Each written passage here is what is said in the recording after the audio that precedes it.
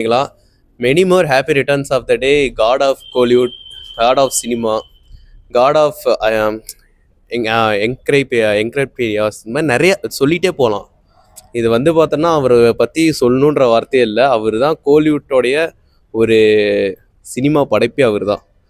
அதில் எந்த ஒரு விஷயமும் இல்லை. அந்த அளவுக்கான ஒரு ஹார்ட் ஒர்க்கிங், டெடிகேஷன், சினிமாவுக்கு வந்து பார்த்தோன்னா புது ரசனைகள் கொண்டு வந்தது எல்லாமே கமல் சார் தான். ஸோ அவருக்கு வந்து விஷ் பண்ணுறதுல நான் வந்து ரொம்ப பெருமைப்படுறேன். சார் நீங்கள் வந்து பார்த்தோன்னா இந்த வருஷம் ஒரு 2 படம் வந்து பார்த்தோன்னா கமர்ஷியல் கொடுத்தீங்க. அந்த 2 படமும் வந்து பார்த்தோன்னா உங்களுக்கு பெருசாக போகலை.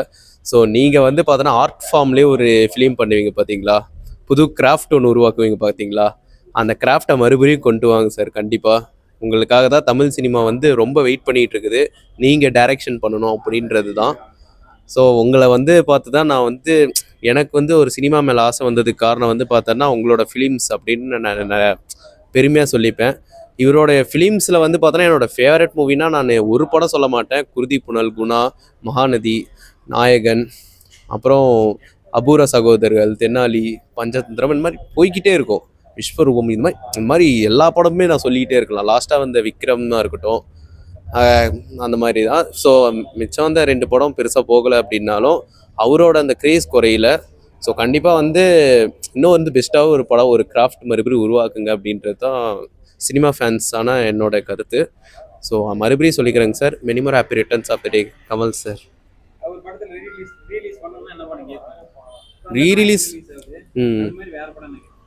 ஐயோ, ரீரிலீஸ்னால் அவரது எத்தனையோ படம் இருக்குது ப்ரோ. நான் ஒரு படமாக 2 படமானு இல்லை, நிறையா படம் இருக்குது. ஐயோ, நானும் ஓப்பனாக ஒன்று சொன்னால் சகலகல வல்லவன் பண்ணலாம், அபூர்வ சகோதரர் பண்ணலாம், மகாநதி கண்டிப்பாக அந்த படம் பண்ணியே ஆகணும். அதுக்கப்புறம் வந்து பார்த்தோன்னா விஸ்வரூபம், அப்புறம் உத்தம வில்லன்,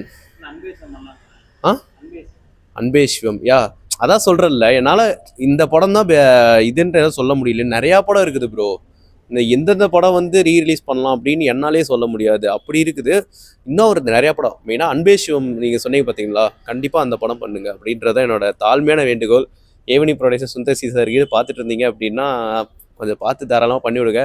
அடுத்த ப்ரொடக்ஷன் வேறு பண்ணுறாரு ராஜ்கமல் சார் ஃபிலிம்ஸில். சுந்தர் சி சாரோட அடுத்த படம் பண்ணுறீங்க.